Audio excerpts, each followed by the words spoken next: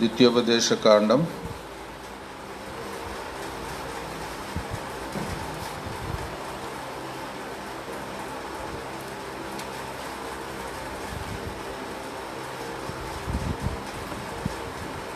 4వ అధ్యాయం, Deuteronomy 4th chapter.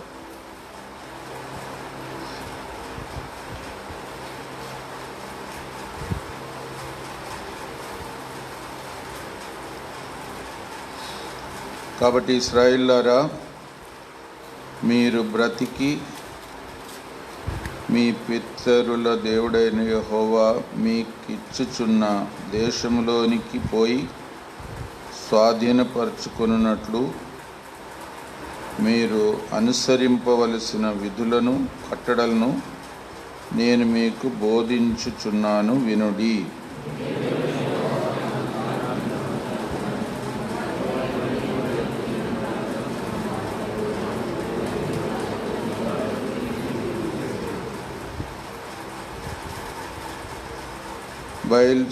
బయల్సెయోరు విషయంలో యెహోవా చేసిన దానిని మీరు కనులారా చూచితిరి గదా.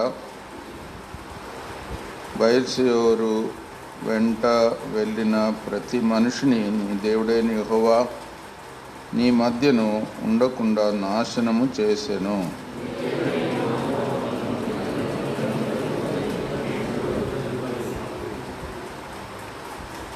నా దేవుడైన యెహోవా నాకు ఆజ్ఞాపించినట్లు మీరు స్వాధీనపరచుకొనబో దేశమున మీరు ఆచరించవలసిన కట్టలను విధులను మీకు నేర్పితిని.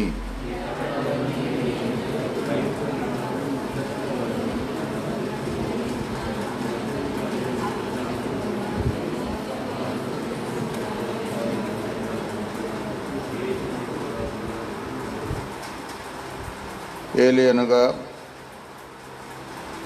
మనము ఆయనకు మొరపెట్టినప్పుడెల్లా మన దేవుడైన యెహోవా మనకు సమీపముగా ఉన్నట్టు మరి ఏ గొప్ప జనమునకు ఏ దేవుడును సమీపముగా ఉన్నాడు.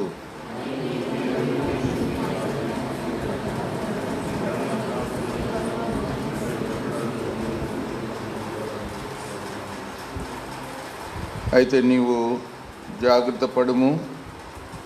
నువ్వు కనులారా చూచిన వాటిని మరొక ఉండునట్లును అవి నీ జీవితకాలమంతే నీ హృదయంలో నుండి తొలగిపోకుండునట్లు నీ మనస్సును బహు జాగ్రత్తగా కాపాడుకొనుము. నీ కుమారులకును నీ కుమారుల కుమారులకును వాటిని నేర్పి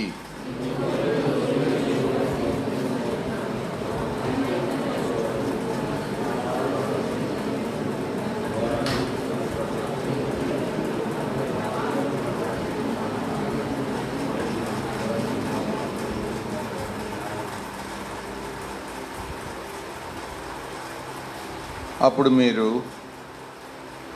సమీపించి ఆ కొండ దిగువను నిలిచితిరి.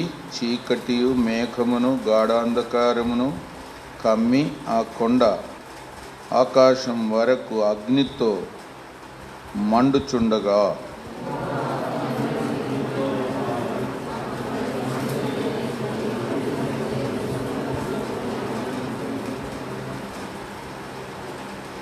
మరియు మీరు చేయవలసిన ఆయన విధించిన నిబంధనను అనగా 10 ఆజ్ఞలను మీకు తెలియజేసి 2 రాతి పలకల మీద వాటిని వ్రాసెను.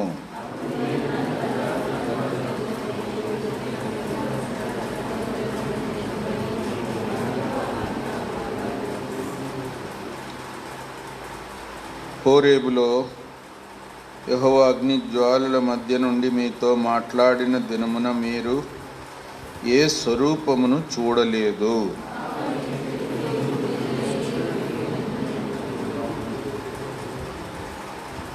ఆకాశమందు ఎగురు రెక్కలు గల ఏ పక్షి ప్రతిమనైనను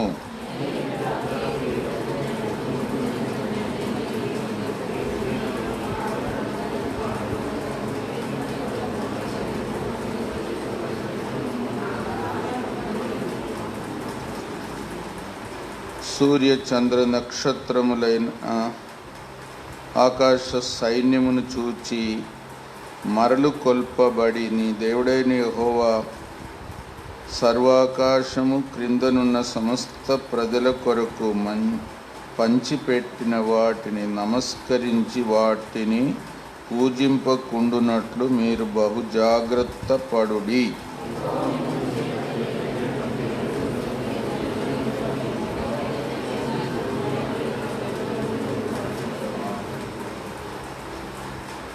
మరియు యెహోవా మిమ్మును బట్టి నా మీద కోపపడి నేను ఈ యోర్దాను దాటకూడదనియు నీ దేవుడైన యెహోవా స్వాస్థ్యముగా నీకు ఇచ్చున్న ఈ మంచి దేశంలో ప్రవేశింపకూడదనియు ప్రమాణం చేసెను.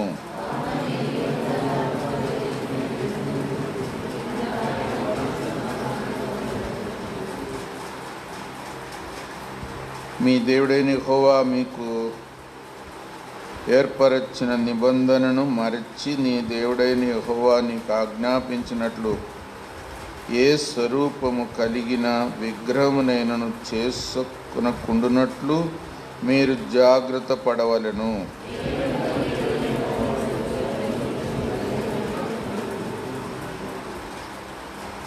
మీరు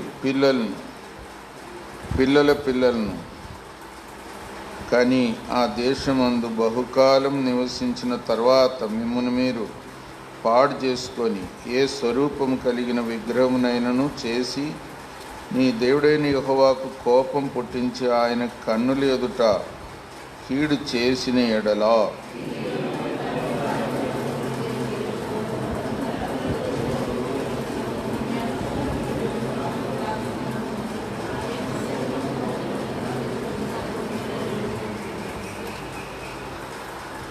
మరియు యెహోవా జనములలో మిమ్మును చెదరగొట్టును.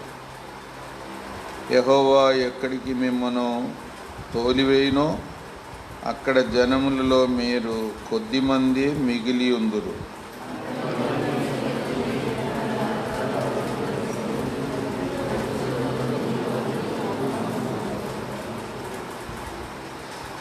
అయితే అక్కడ నుండి నీ దేవుడైన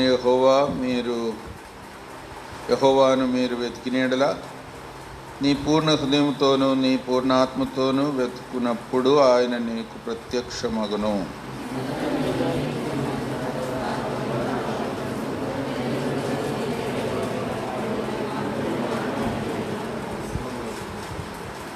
నీ దేవుడైన యెహోవా కనికరము గల దేవుడు గనక నిన్ను చెయ్యి విడువడు, నిన్ను నాశనం చెయ్యడు.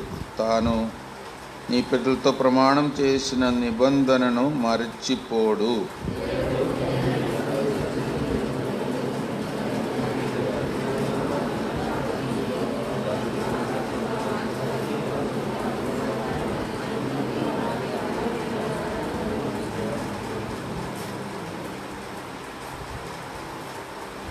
నీవు దేవుని స్వరము అగ్ని మధ్య నుండి మాట్లాడుట వినినట్లు మరి ఏ జనమైనను విని బ్రతికెనా?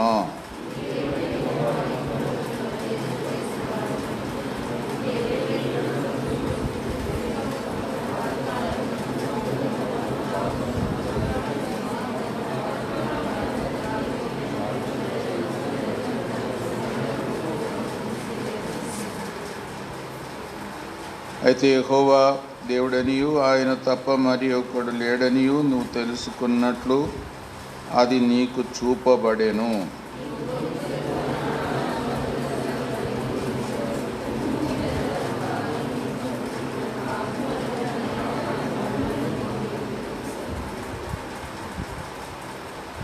ఆయన నీ పితరులను ప్రేమించెను గనుక వారి తర్వాత వారి సంతానమును ఏర్పరచుకొనెను.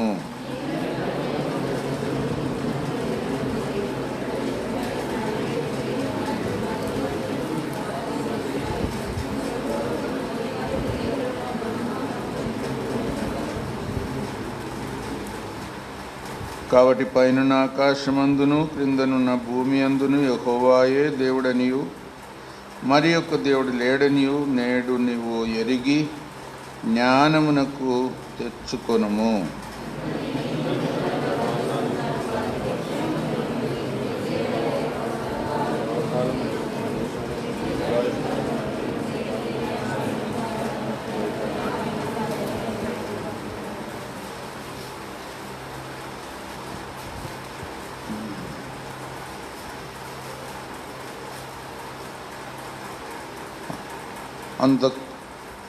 అంతకు ముందొకడు పగబట్టక పరాకున తన పొరుగువాన్ని చంపిన ఎడల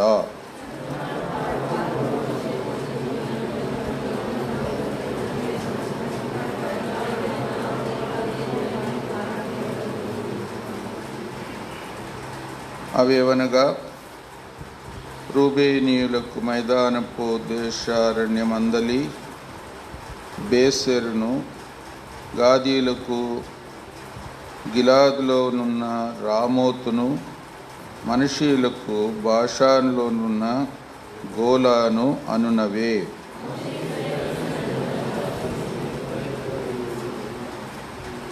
ఇశ్రాయేలు ఐగుప్తులో నుండి వెలుపలికి వచ్చుచుండగా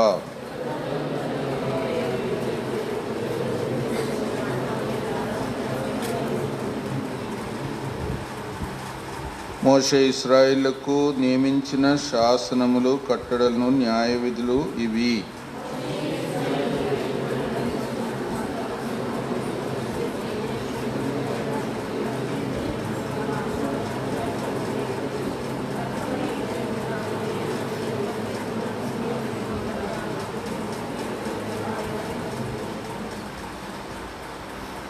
పిస్గా ఊటలకు దిగువగా అరాబా సముద్రం వరకు తూర్పు దిక్కున యోర్దాను అవతల అరాబా ప్రదేశమంతయు స్వాధీనపరచుకొనిరి.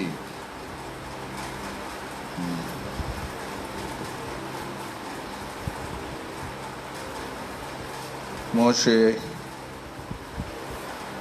ఒక విధంగా తన చివరి మాటలు, ఇంకా తాను మరణించబోతున్నాను అని కూడా చెప్తాడు. కాబట్టి ఇశ్రాయేలుకు మరలా దేవుని ఆజ్ఞలు, దేవుని కొరకు ఎలాగా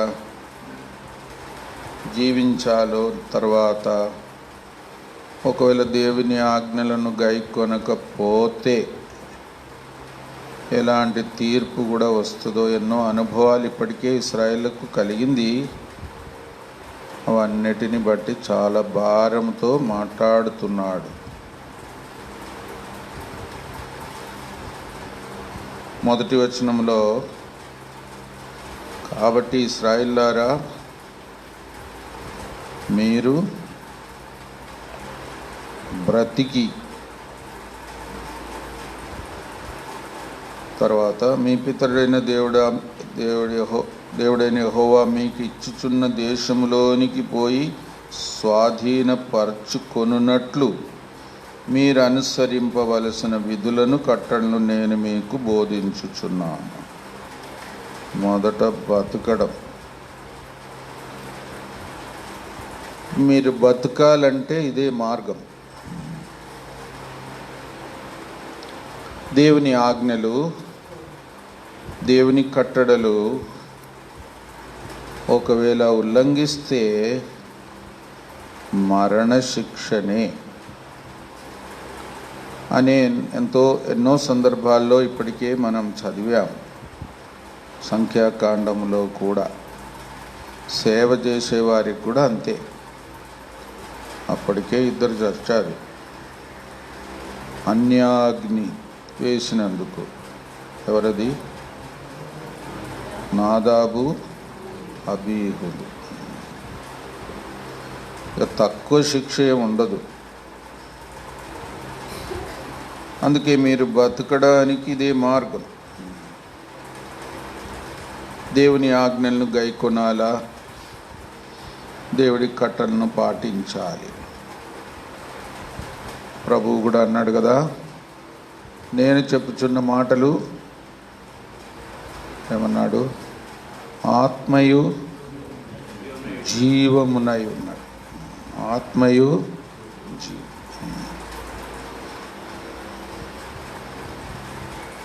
ప్రభు ఇచ్చిన నీరు త్రాగువాడు వారిలో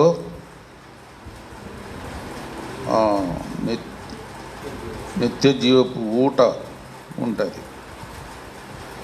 కాబట్టి జీవించడానికి మార్గం దేవుని వాక్యం. తర్వాత ఇంకోటి, యెహోవా మీకు ఇచ్చిన దేశంలోనికి పోయి స్వాధీనపరుచుకొనున్నట్లు, దానికి కూడా షరతిదే, దేవుని ఆజ్ఞలను పాటించాలి. స్వాధీనం చేసుకోవాలంటే కూడా ఇదే మార్గం. దేవుని కట్టడలకు లోబడకపోతే మీరు స్వాధీనపరచుకోలేరు, మీకు స్వాస్థ్యము దొరకదు. అందుకే దేవుని వాక్యం రెండంచులు గల వాడిగల ఖడ్గం మన జీవితమును కూడా అంతరంగములో సిద్ధపరుస్తుంది.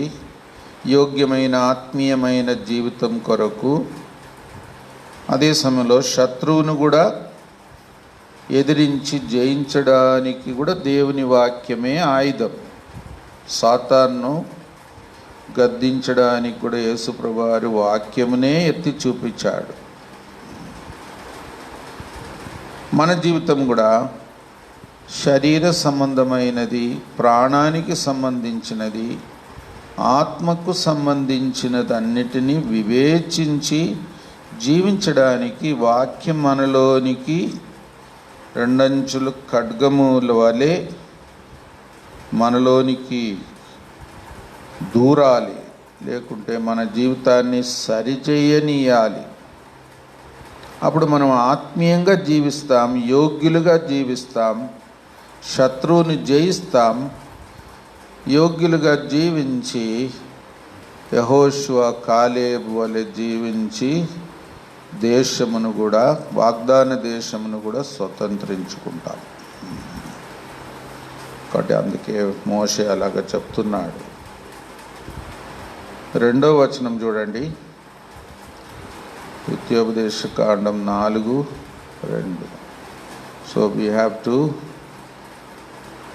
obey the commandments of the Lord to live, first of all. Then to occupy the promised land also, obeying the Lord's command is a condition. Thirdly, 2వ వచనంలో, మీ దేవుడైన యెహోవా ఇచ్చిన ఆజ్ఞలను మీకు ఆజ్ఞాపించుచున్నాను, వాటిని గైకొనుట యందు నేను మీకు ఆజ్ఞాపించిన మాటతో దేనిని కలపకూడదు, దానిలో నుండి దేనిని తీసివేయకూడదు. ఏది కలపకూడదు, ఏది తీసివేయకూడదు.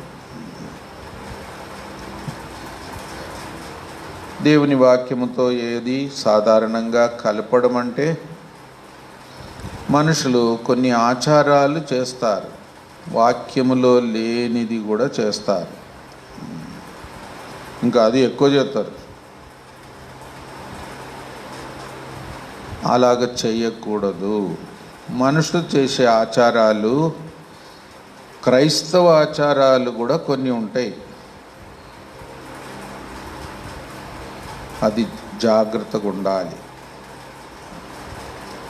ఏది మనం చేర్చడానికి తెగించకూడదు, జాగ్రత్త. మోషే దేవుడు చెప్పినట్లే, ఆజ్ఞాపించినట్లే సమస్తమును చేశాడు, నమ్మకమైన వాడుగా. దేవుని ఇల్లంతటిలో నమ్మకం, ఏది చేర్చలేదు. ఎవరికైనా మనం ఏదన్నా ఒక పని చెప్పి చూడండి, ఏదన్నా కొనుక్కొని రమ్మన్నా కూడా డబ్బులు ఇచ్చి ఏదన్నా కొనుక్కొని రమ్మంటే కొంచెం డబ్బులు ఎక్కువ ఇస్తే ఇంకెన్ని కొనుక్కోతాడో. ఏమన్నా అంటే ఇంకా సాకులు చెప్తారు, చిల్లర లేదు. పిల్లలకు కూడా అంతే, ఏదన్నా చెప్తే మాత్రం చెప్పిన దానికంటే అదనంగా చేసేది ఒక శోధన సాధారణంగా మనుషులకు. కానీ దేవుని మాటలకు అలాగా చేర్చకూడదు, తర్వాత తీసివేయకూడదు. ఈ మాటలు ఎన్నో స్థలాల్లో ఉంది. ఇలాంటి మాటలు ఒక చోట ప్రకటన 22లో కూడా ఉంది. చూడండి, ప్రకటన 22:18. ఎవరన్నా చదవండి. ప్రవచన వాక్యములను విను ప్రతివానికి ఏమనగా, ఎవడైనా వీటితో మరి ఏదైనాను కలిపిన ఎడల ఈ బంధంలో వ్రాయబడిన తెగుళ్ళు, ఓయమ్మో, కలిపిన ఎడల ఇంకా దేవుడు తెగుళ్ళు కలుపుతాడు. అంత గొప్ప హెచ్చరిక. తర్వాత ఎవడైనాను తీసివేసిన ఎడల దేవుడు ఈ గ్రంథంలో రాయబడిన జీవవృక్షంలోను పరిశుద్ధ పట్టణంలోను పాలులా లేకుండా చేయను.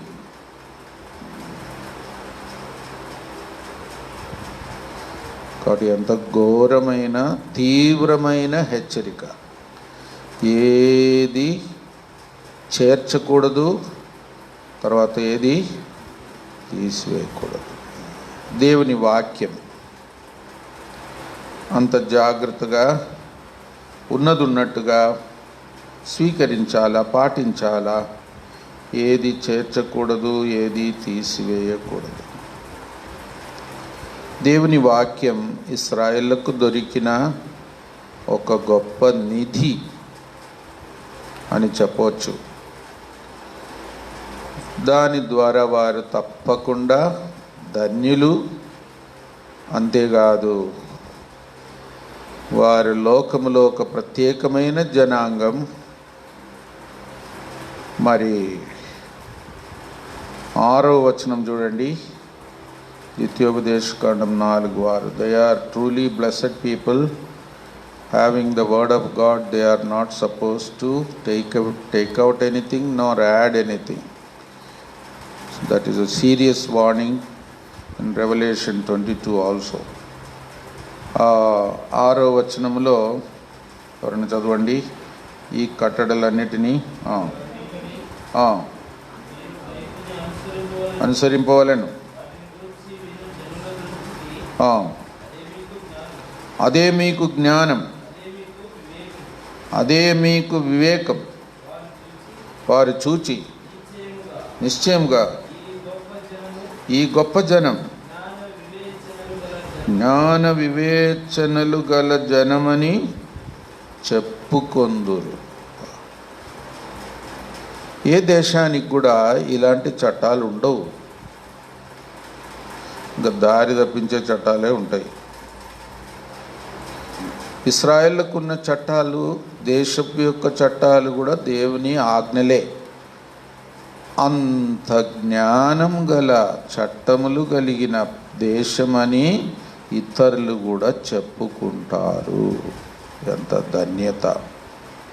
ఇతరులకు కూడా మాదిరి, ఇతరులకు కూడా ఒక సవాలు.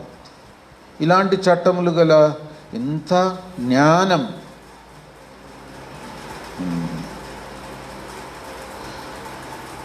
కలిగిన చట్టము గల దేశము ఇంకెక్కడ లేదు అని చెప్పుకుంటారు. తర్వాత 8వ వచనం చదవండి. 8. మరియు నేడు నేను మీకు అప్పగించున్న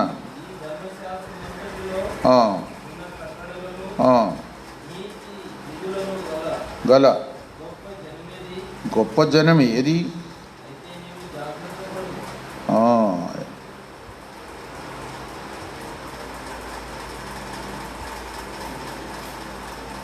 ఇలాంటి నీతి కలిగిన కట్టడలు కలిగిన దేశం ఏది? ఇంకా ఏ దేశం కూడా అలాగా ఉండదు. నీతి, దేవుని నీతి ఎంతో గొప్పది. ఒక పక్షపాతం ఉండదు, ముఖస్థుతి ఉండదు. ఎవరు ఏం తప్పు చేసినా వారికి శిక్షనే. ఇప్పుడు మోషకు శిక్ష వచ్చింది, ఇంకా చెప్పండి ఎవరికి రాదో. మోషే ఇప్పుడు కనాను దేశమును ప్రవేశించకూడదు, అంతే, ఇక్కడ వరకే. కావాలంటే కొండ ఎక్కి ఒక్కసారి చూసిన తర్వాత చావు. ఇంకే ఎవరిని వదిలిపెడతాడు దేవుడు? కాబట్టి దేవుని ఆజ్ఞలో ఉండే నీతి గొప్ప అంతస్తులో ఉంది. దాని తీర్పులు కూడా ఎంతో న్యాయమైనదిగాను, సరి అయినదిగాను, గొప్పదిగాను ఉంది. అందుకే దేవుని వాక్యం మోషే పాటించాలని నొక్కి చెప్పుతున్నాడు.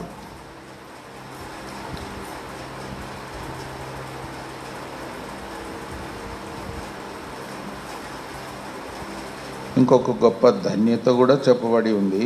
7వ వచనం అందరం కలిసి చదువుదాం. ద్వితీయోపదేశకాండం 4:7 చదవండి. ఏలయనగా మనము ఆయనకు మొరపెట్టినప్పుడు ఎల్లా మన దేవుడైన యెహోవా మనకు సమీపముగా ఉన్నట్లు మరి ఏ గొప్ప జనమునకును ఏ దేవుడును సమీపముగా ఉన్నాడు? మొరపెట్టినప్పుడెల్లా సమీపముగా ఉండి సహాయపడతాడు, మొర వింటాడు, తోడుగా ఉంటాడు, క్షమిస్తాడు, మంచి దారి చూపిస్తాడు, జ్ఞాపకము చేసుకుంటాడు, సమీపముగా ఉంటాడు. మొరపెట్టినప్పుడెల్లా. ఎంత గొప్ప వాగ్దానం!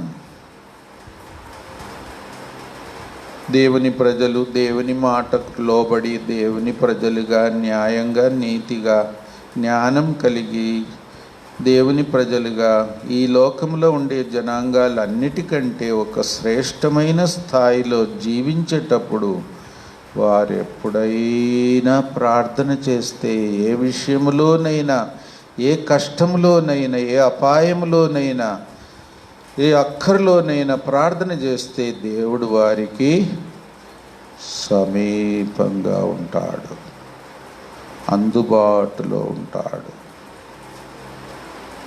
ఇప్పుడు మనం అదే రుజువుపరచాలి. దేవుని ప్రజలుగా మొరపెట్టాలి.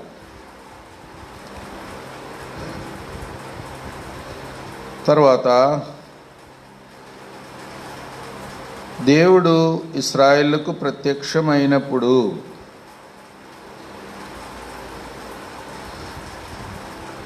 అగ్నిజ్వాలలలో ప్రత్యక్షమైనప్పుడు 15వ వచనం, మరి గాఢాంధకారములో ప్రత్యక్షమైనప్పుడు ఏ స్వరూపమును చూడలేదు. అది ఇక్కడ నొక్కి చెప్పబడి ఉంది. ఏ స్వరూపము కలిగిన దర్శనము దేవుడు ఇశ్రాయేలీయులకు ఇవ్వలేదు. అందుకే వారు దేవుని స్వరూపం అనేది ఏది చేసుకోకూడదు, ఒక ప్రతిమను చేసుకోకూడదు. వారికి ఇవ్వబడిన ఖచ్చితమైన ఆజ్ఞ మనుషుల్లో కానీ, జంతువుల్లో కానీ, ఆకాశములో ఉండే సూర్యచంద్ర నక్షత్రములో కానీ దేని రూపమును దేవుణ్ణి గుర్తు చేసుకోవడానికి లేదా దేవుని ప్రతినిధిగా ఉండేటట్టు ఏ రూపమును చేసుకోకూడదు. అంటేగా అది దేవుడిచ్చిన గొప్ప హెచ్చరిక. ఇశ్రాయేలీయులు అనేక సార్లు దేవుని రూపం చేసుకొని గొప్ప తీర్పుకు లోనైన సందర్భాలు కూడా ఉన్నాయి. అది మరలా గుర్తు చేస్తున్నాడు. ఏ రూపమును చేసుకోకూడదు. మనుషుల రూపం కానీ, జంతువుల రూపం కానీ, ఆకాశములో ఉండే జ్యోతుల రూపం కానీ ఏది చేసుకోకూడదు. ఎందుకో కొంచెం ఆలోచించండి. దేవునికి ఒక రూపం అనేది చెయ్యకూడదు. విగ్రహారాధన చెయ్యకూడదు. సాధారణంగా మనుషులు వారి ఆలోచన చొప్పున దేవుడంటే ఏదో రూపము ఉంటే బాగుంటుందని వాళ్ళకు ఆలోచన వస్తూ ఉంటుంది కదా. సైతాను పెట్టిన ఆలోచన. ఒక విధంగా దేవుడు సర్వవ్యాప్తి అయిన దేవుడు. ఆకాశ మహాకాశములు చెప్పండి పట్టజాలని దేవుడు. ఆకాశం ఆయనకు సింహాసనం, భూమి ఆయన పాదపీఠం. ఇంకా అంత గొప్ప దేవుని రూపం ఎంత పెద్దగా చేయాలి? ఇంకా ఒకరు చేస్తే కూడా భూమి ఆకాశము కంటే గొప్పగా చేయాల. చేతరా? చేయలేదు, చెయ్యకూడదు. ఒక విధంగా దేవుడు పరిమితులు లేని దేవుడు, నిత్యుడగు దేవుడు, సర్వవ్యాప్తి అయిన దేవుడు, మహిమా స్వరూపియగు దేవుడు, మానవుని గ్రాహ్యానికి మించిన దేవుడు, సృష్టి అంతటిని పట్టజాలని దేవుడు, అంతటిలో కూడా పట్టజాలని దేవుడు. ఇంకా చెప్పాలంటే పరలోకం కూడా పట్టజాలని దేవుడు. ఇంకా ఆయనకి ఏం రూపం చేస్తామబ్బా? ఆ దేవుని గొప్పతనాన్ని ఎవరైనా తెలుసుకుంటే తప్ప వారు ఏదో ఒక రీతిగా ఒక రూపం చేసుకొని మొక్కడానికి తెగిస్తారు, శోధించబడతారు, కొన్నిసార్లు ఒప్పుకుంటారు. అది కూడా తప్పే. నీ దేవుణ్ణి నువ్వు ఎలాగ ఎరుగుతున్నావు అని ఒక ప్రశ్న. ఆయనను గొప్ప దేవుడుగా, ఇంకా గొప్ప దేవుడుగా ఎరగడానికి కూడా నీ మనసులో ఏమన్నా ఆటంకం ఉందా అని ఆయనను ఏమైనా పరిమితిలో పెడుతున్నావా, అద్దుబాటులో పెడుతున్నావా అని మనుషుల యొక్క ఆలోచనలు అలాగుంటాయి. సైతాను యొక్క శోధన కూడా అలాగుంటుంది. దేవుణ్ణి చిన్నగా చేయి. నీ సైతానే చెప్తాడు ఇట్లా ఉంటాడని అనుకో. ఇంతే దేవుడు అంటే, ఇంతే. ఎంత గొప్ప శోధన అందరికీ, ఇశ్రాయేలుకు, లోకమంతటికి, నీకు నాకు కూడా. మన గ్రాహ్యానికి మించిన దేవుడుగా, సృష్టి కంటే మించిన దేవుడుగా, పరలోకానికంటే మించిన దేవుడుగా మనం ఎన్నడూ ఆయన గొప్పతనాన్ని పూర్తిగా గ్రహించలేనంత, చూడలేనంత ఆయనకు ప్రతినిధిగా కూడా ఏమీ చెయ్యలేనంత గొప్పవాడని అంగీకరించడానికి నీకు మనసుందా అని. అంత గొప్ప దేవుణ్ణి ఏదో ఒక పోలిక రూపము చేసి అవమానపరచకుండా జాగ్రత్త తీసుకోవాలి.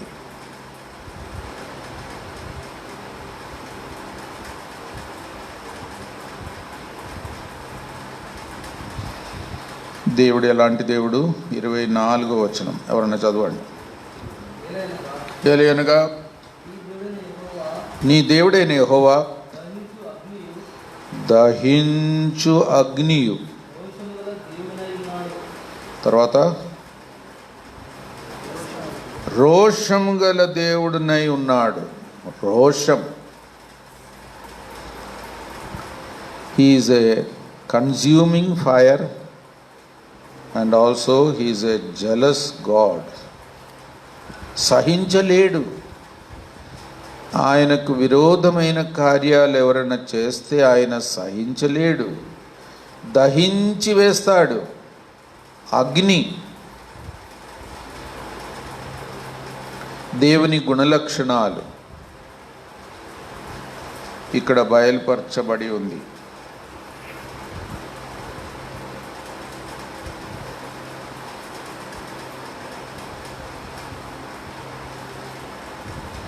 కొన్నిసార్లు దేవుణ్ణి తెలుసుకున్నవారు, దేవుని గూర్చిన దర్శనం పొందినవారు కూడా ఏదైనా ఆయన మహిమ కొంత కొలతలో చూచిన వారు కూడా ఆ మహిమను చూచినందుకు వారు ధన్యులే. ఆ ధన్యతను బట్టి వారు అతిశయిస్తారు. ఇప్పుడు చూడండి, ఇప్పుడు దేవుని చూచిందే తప్పైపోయింది, దేవుని మహిమ కొంతవరకు చూపెట్టిందే తప్పైపోయింది. అంతేనా? ఎవరైనా నిజంగా దేవుని మహిమ చూస్తే వాళ్ళు ఇంకా తగ్గించుకోవాలా? హెచ్చించుకోవడం ఏంటి? మనుషుల స్వభావం ఎట్లుంటుంది? అందుకే దేవుడు ఎన్ని హెచ్చరికలు, ఎంత తీవ్రమైన మాటలు మోషే ద్వారా తెలియచేస్తున్నాడు.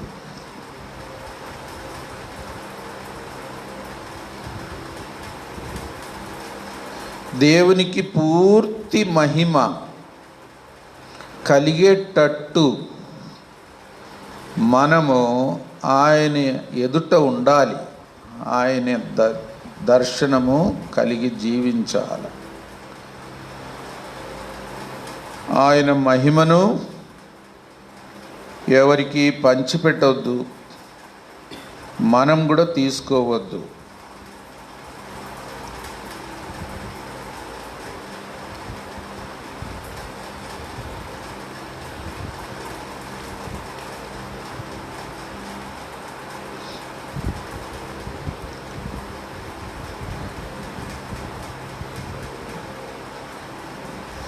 దేవుని దర్శనము ఇశ్రాయేలు అనేక రీతులుగా ఆయా విధానంలో చూశారు. ఆ దేవుడు ఎంతో గొప్పవాడని వారికి అర్థమయ్యేటట్టు కూడా మోషే వారిని హెచ్చరించాడు. ఏ రూపం మీరు చూడలేదు కదా, కొండ మీద చూడలే. స్వరం విన్నారు, ఏదో అగ్ని చూశారు, మంట ఆకాశమంత ఎత్తుగా మరి మండుచున్నట్టు చూశారు. అంతే కదా. ఒకవేళ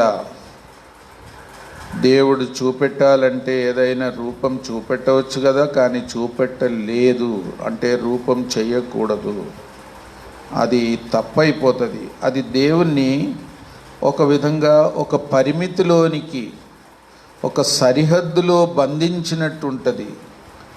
దేవుని గొప్పతనాన్ని ఒక విధంగా మన అనుకూలత కొరకు మనము చేసుకున్నట్టుంటుంది. అది దేవుని యొక్క గొప్పతనాన్ని తగ్గించినట్టుంటుంది. ఆయనకు అవమానం, అందుకే విగ్రహారాధన చేయకూడదు, విగ్రహాలను చేసుకొనకూడదు. ఒకవేళ చేశారా, మీరు స్వాధీనం చేసుకోపోయే దేశము నుండి మిమ్మను మళ్ళీ చెదరగొడతాడు. వేరే దేశానికి చెరగా పట్టుకొని పోయేటట్టు చేస్తాడు. ఇంకేమంటాడు? 26, 27 అక్కడున్న ఉట్టి దేవతలకు మీరు మొక్కేటట్టు కూడా చేస్తాడు. చూడండి, చదవండి 26.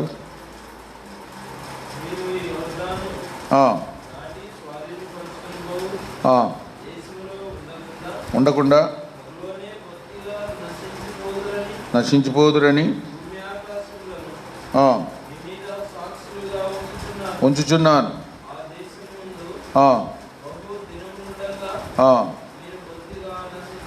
నశించిపోదురు.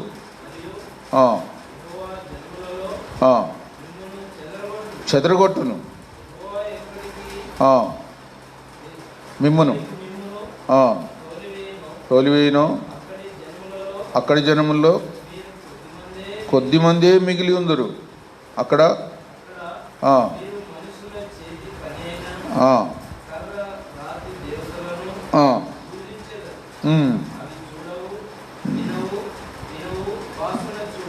చూడండి,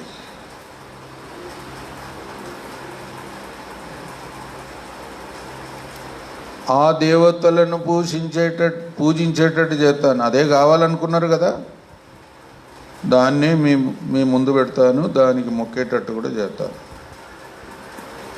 దేవుడిచ్చిన తీవ్రమైన హెచ్చరిక. చెదరగొట్టేదను, మీ దేశంలో ఉంచను. ఇప్పుడు విస్తరించారు కదా, మళ్ళీ మిమ్మల్ని కొద్ది మందిగా చేస్తాను. వా, ఇశ్రాయేల్ యొక్క చరిత్ర ఒకవేళ మనకు తెలిసి ఉంటుంది.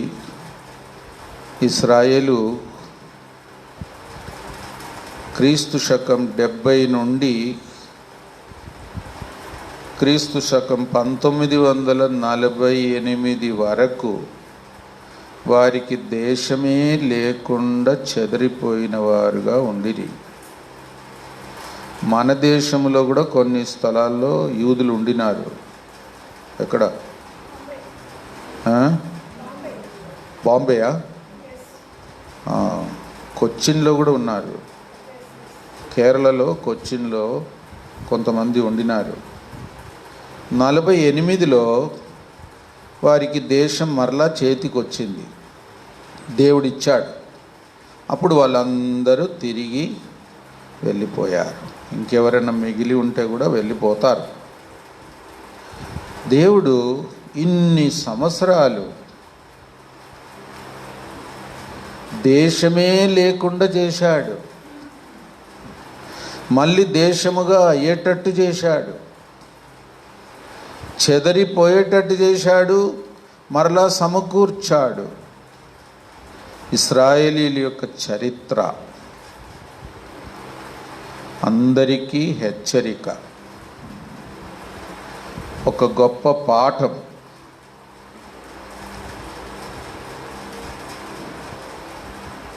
ఎందుకంటే దేవుడు ఏమన్నాడు? నేను కనికరం గల దేవుడను,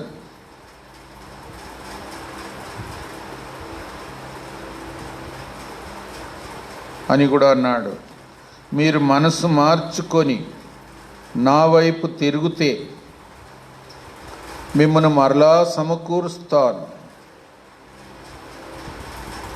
అది కూడా 30వ వచనం. ఎవరైనా చదవండి 30వ వచనం. ఈ సంగతులన్నీ సంభవించిన తర్వాత నీకు బాధ కలుగునప్పుడు, అంత్యదినముల్లో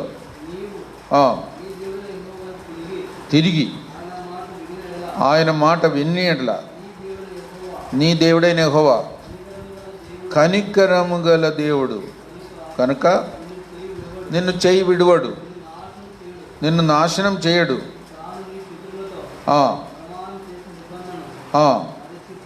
మరచిపోడు.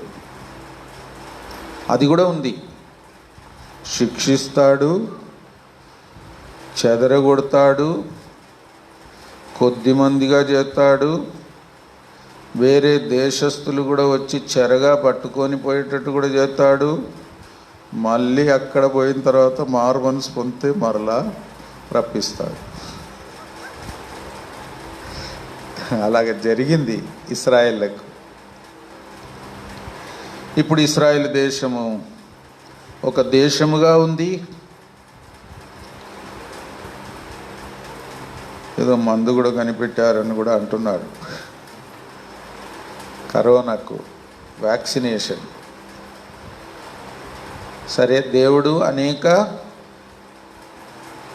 విషయాలు కనిపెట్టడానికి కూడా యూదులను దేవుడు గొప్ప జ్ఞానం ఇచ్చి వాడుకున్నట్టు కూడా సాక్ష్యం ఉంది. అనేక దేశాల్లో ఉన్న గొప్ప గొప్ప శాస్త్రజ్ఞులు కూడా యూదులేనంట. వారిని దేవుడు అలాగ దీవించునుగాక. ఎంతైనా అలాంటి దేశము మరి ఒకటి లేదు. వారి దేవుడు వంటి దేవుడు మరి ఒక్క దేవుడు లేడు.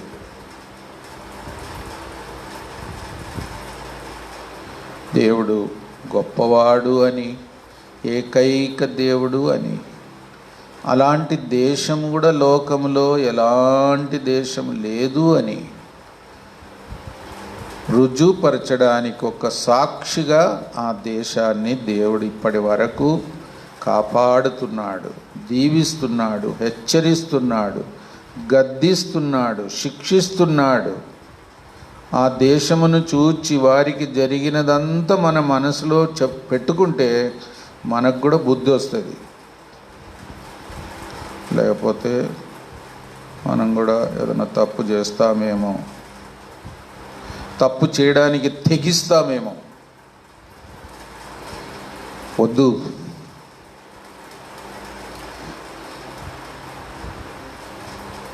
దేవుని దర్శనం చూచిన సందర్భం ఇశ్రాయేలుకు అనేక సందర్భాలు దేవుడిచ్చాడు. కానీ ఏ రూపము వారికి కనపరచలేదు. అందుకే ఏ రూపమును చెయ్యవద్దు. దేవుని గొప్పతనాన్ని తక్కువగా చెయ్యవద్దు.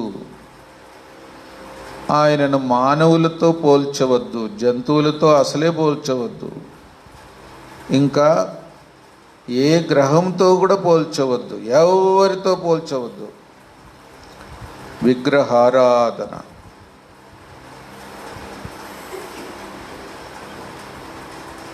దేవుని మహిమను చూచి ఆయన ఎంతో గొప్పవాడని గ్రహింపుతో మనము ఇంకా గొప్పవాడుగా ఆయనను తెలుసుకోవడానికి ఆస్పదం కలిగేటట్టే మనం ఆయన గొప్పతనాన్ని మితిలేనిదిగా, సరిహద్దులు లేనిదిగా మనం ఆయనను మెచ్చుకుంటూ ఇంకా గొప్ప దేవుడుగా తెలుసుకోవడానికి మన మనసును సిద్ధపరచుకొని మనం ఆయనను వెంబడించాలి. అందుకే దేవుడు కూడా దర్శనం ఇచ్చేది కూడా ఎంతో జాగ్రత్తగా ఇస్తున్నాడు. అబ్రహాము ఏం చూచాడు? మహిమగల దేవుని చూచాడు కదా. అపోస్తల కార్యం 7:2.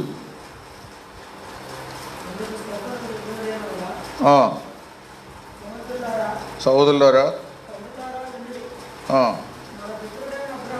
మన పితరుడైన అబ్రహాం మునుపు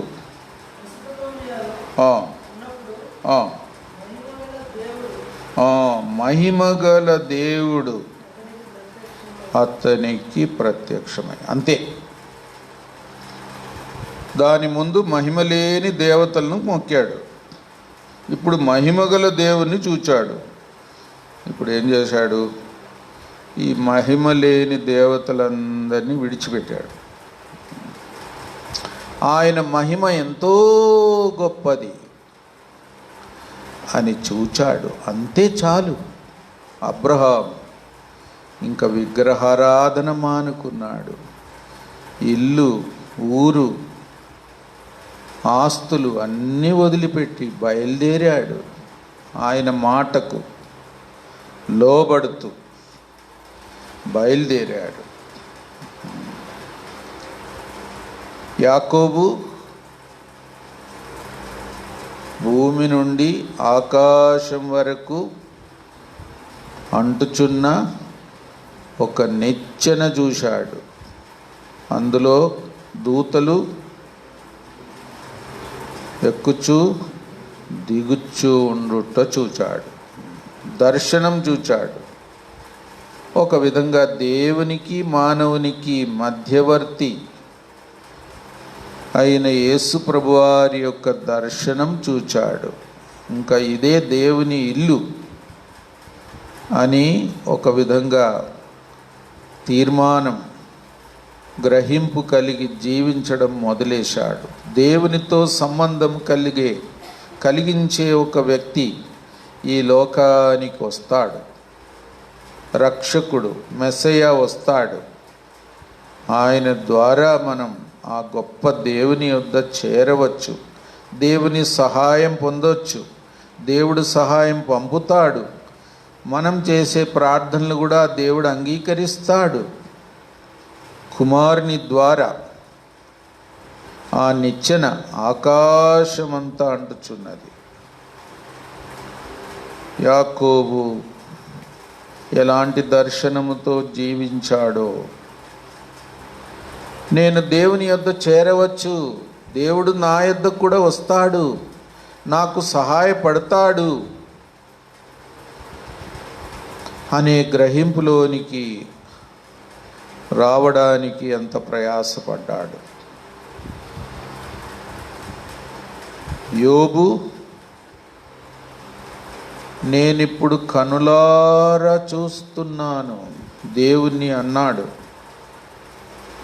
ముందేమో వినికిడి ద్వారా విన్నాను. 42:6 యోబు. కావున నన్ను నేను అసహించుకొని ధూళిలోను బూడిదలోను పడి పశ్చాత్తాపపడుచున్నాను. 42:6 ఆ వినికిడి చేత నిన్ను గూర్చిన వార్త నేను వింటిని. అయితే ఇప్పుడు నేను కనులారా చూచుచున్నాను. యోబు యొక్క అనుభవం నిజముగా దేవుణ్ణి చూచే అనుభవం.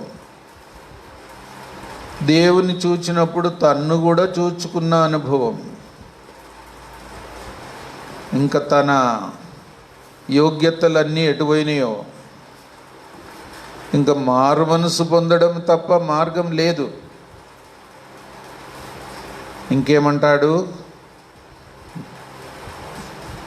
నన్ను నేను ప్రేమించుకున్నాను కానీ ఇప్పటి నుండి నన్ను నేను అసహించుకుంటాను. నేనంటే నాకు ఇష్టం లేదు అని ఎవరన్నా అంటారా? ఇక్కడ పొద్దున్న లేచినప్పటి నుండి మనం అంటే మనకి ఇష్టమైన పనులే చేస్తాం కదా. నేనంటే నాకు అసహ్యము అంటున్నాడు. కొన్నిసార్లు కోపం వచ్చినప్పుడు నువ్వంటే అసహ్యం అంటారు కొంతమంది, కానీ నేనంటే అసహ్యం అని ఎవరు అనరు కదా. ఇప్పుడు యోబు ఎందుకో అలాగ అంటున్నాడు. దేవుని దృష్టిలో తాను ఎంత అయోగ్యుడో, ఎంత చెడిపోయినాడో, కొంచెమైనా ప్రేమించడానికి తగినవాడు కాదు అని ఒప్పుకుంటున్నాడు. ఎంత పొరపాటు అయిపోయింది. నన్ను నేను ప్రేమించుకున్నా, నేనంటే నాకు ఇష్టమైంది, ఎంత తప్పైంది. ఆ దేవుని దర్శనం చూసిన తర్వాత ఆయన పరిస్థితి అలాగా మారింది. నువ్వంటే నీకు ఇష్టమా? జాగ్రత్త, దేవుణ్ణి ఏం చేస్తావో మరి. నువ్వంటే నీకు ఇష్టమవుతుంది అంటే నువ్వు ఒక్క విగ్రహం అవుతావేమో, ఇంకా దేవుణ్ణి ఏం చేస్తావు? దేవుణ్ణి చూచిన వారెవరు కూడా తమ్మును తాము ప్రేమించలేరు, గౌరవించలేరు, విలువ ఇవ్వలేరు, అసహించుకుంటారు.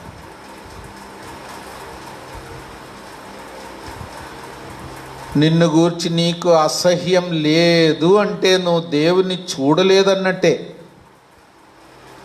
ఆ దేవుని యొక్క మంచితనం, గొప్పతనం, యోగ్యత నీకింకా అర్థం కాలే. అలాగ అనుకోవాలి.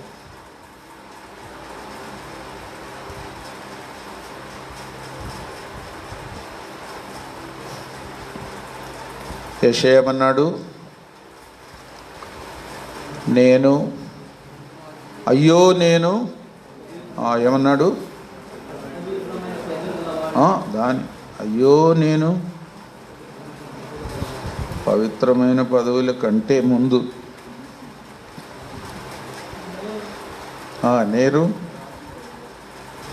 నశించి తిని అనే మాట ఉందా? చూడండి, అయ్యో నేను నశించి తిని, నేను అపవిత్రమైన పెదవులు గలవాడను, అపవిత్రమైన పెదవులు గల జనుల మధ్య నివసించువాడను. అయ్యో నేను నశించి తిని. యెషయా ప్రవక్త ఎంతో భయభక్తులతో, సమర్పణతో జీవించిన వ్యక్తి అలాగా అన్నాడు. దేవుని దర్శనం ఎంత గంభీరమైనది. ఆయన సింహాసనం మీద మహిమా స్వరూపిగా ఆయన వస్త్రపు చెంగులు మందిరమంతటిని నింపి ఉండగా దాన్ని చూచి యెషయా చెప్పిన మాటలు.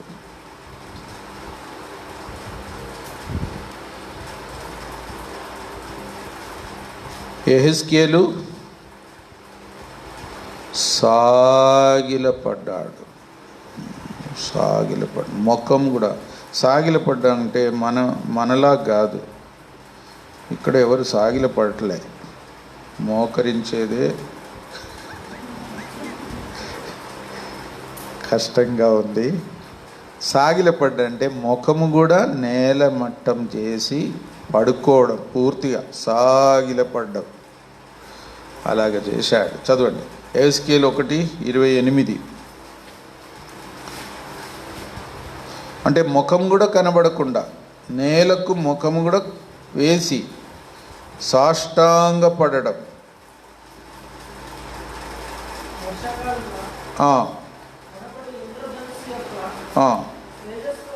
తేజస్వలే కనబడింది. దర్శనం చూచి సాగిలపడగా. యెహెజ్కేలు ముఖం కూడా, తల కూడా ఎత్తకుండా నేలమట్టం సాగిలపడి ముఖం కూడా కిందికి వేసి నేల మట్టం అయినాడు. ఎంత దీనుడయ్యాడో. ఇంకా దానియేలు ఏమంటాడు? నా సొగసంతా ఏదో అంటాడు, వికారమాయను. యవనస్తుడు.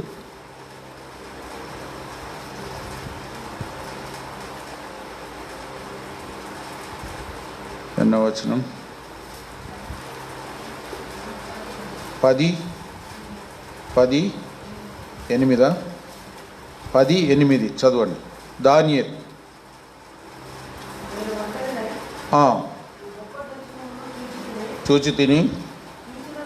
చూచినందున బలమేమీ లేకపోయెను, నా సొగస్సు వికారమాయెను.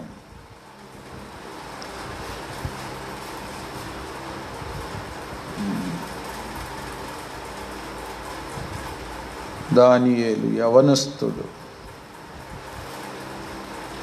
దేవుని సన్నిధి, దేవుని మహిమ, దేవుని తేజస్సు చూచినప్పుడు అలాంటిది అన్నాడు. ఇంకా యోహాను ఇంకా గొప్ప మాట అంటాడు. యోహాను ప్రకటన 1:17, నేను ఆయనను చూడగానే చచ్చిన వాని వలె ఆయన పాదము దగ్గర పడితిని. ఎలాగ పడ్డాడు? చచ్చిన వాని వలె.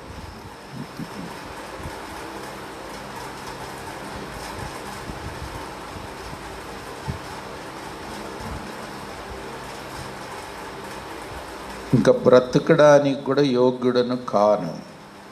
నాలో ఉండే జీవము కూడా ఆయన జీవం ఎదుట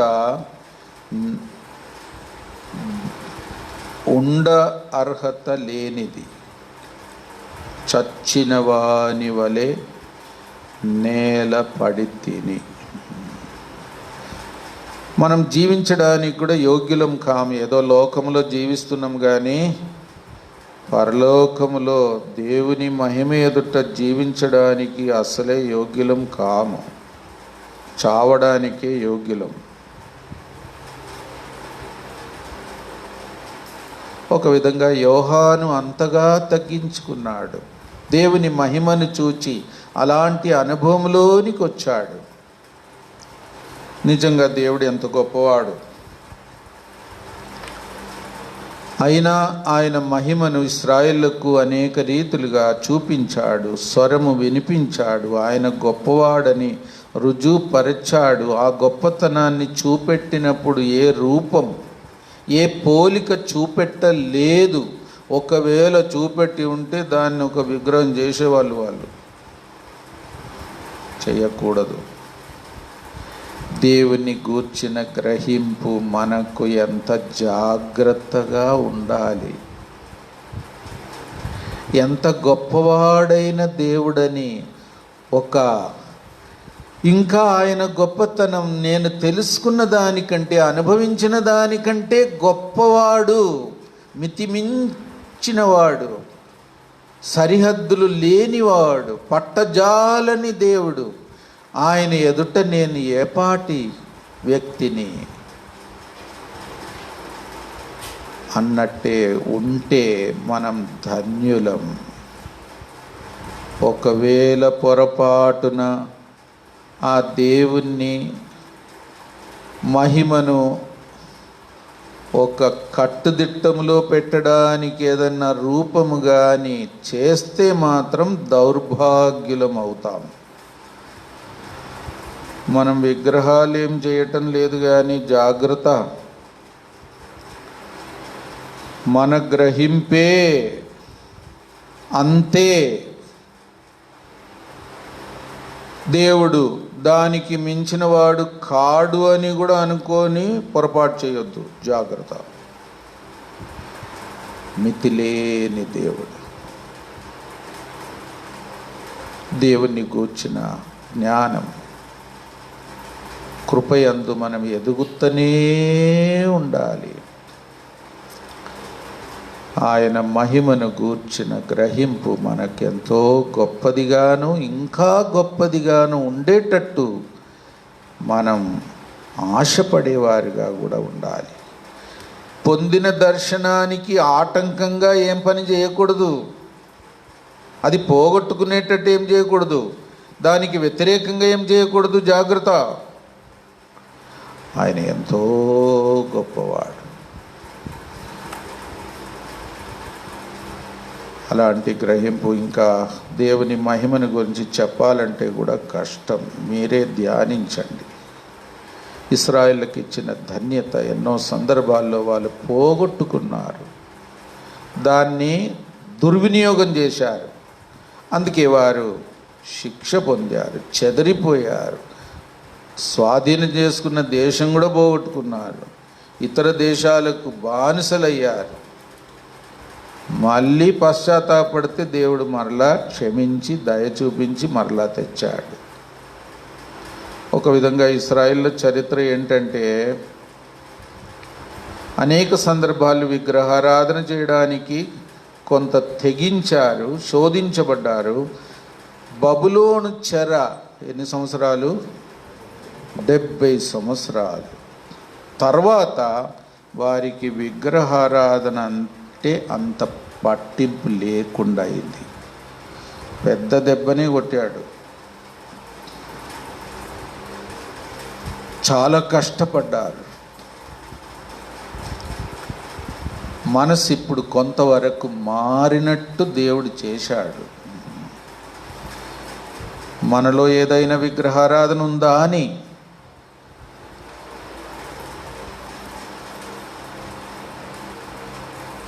కాబట్టి ఎంత జాగ్రత్తగా ఉండాలి. దేవుని మహిమను ఇంకా గొప్పదిగా చూడడానికి ఏమన్నా ఆటంకం ఉందా అని మనం అలాగ కూడా ఉండకూడదు. ఇంకా దేవుని గొప్పతనాన్ని తెలుసుకునే ధన్యతలోనే కొనసాగాల. తెలుసుకున్నది కూడా కొంతవరకే అని మనం ఎల్లప్పుడూ గుర్తుంచుకోవాలి. మనం తెలుసుకున్న దానికంటే, మనం చూచిన దానికంటే, ఎవరు చూచిన దానికంటే కూడా ఎంతో గొప్ప దేవుడు. ఆయన మన గ్రాహ్యానికి మించినవాడు అని ఆయనను తెలుసుకోవడానికి కూడా ఇంకా మనం సదుపాయం కలిగిన మనసు, సరి అయిన గ్రహింపుతో ఆరాధన, ఘనత, మహిమ, ఆయనకు అధికారం పూర్తిగా చెల్లించే సిద్ధమైన మనసుతో జీవిస్తే మనం ఇంకా ఆయన మహిమను చూస్తాం. ఎక్కడన్నా ఆటంకం చేసుకోకుండా జాగ్రత్త తీసుకోవాలి. దేవుడు మనకు సహాయపడును గాక.